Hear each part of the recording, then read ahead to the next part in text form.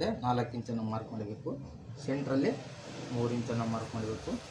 Last margin ಬಿಟ್ಟವಲ್ಲ ಆ ಕಡೆ 3 ಇಂಚನ್ನು mark ಮಾಡಿ ಈ ರೀತಿ 1/2 ಇಂಚಿಗೆ ಕ್ರಾಸಾಗಿ ಈ ರೀತಿ ಸ್ಕೇಲ್ ಇಟ್ಬಿಟ್ಟು ಶೇಪನ್ನು ಮಾರ್ಕ್ ಮಾಡಬೇಕು ಸ್ನೇಹಿತರೆ.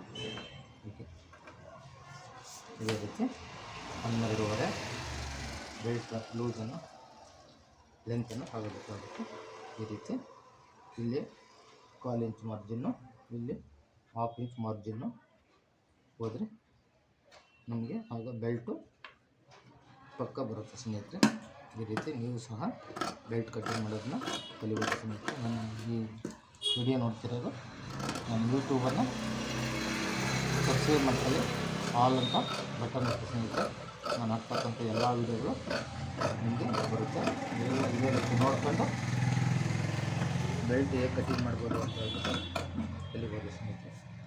ಮತ್ತು ನೆಕ್ಸ್ಟ್ ವೀಡಿಯೋದಲ್ಲಿ ಜೈ ಹಿಂದ್.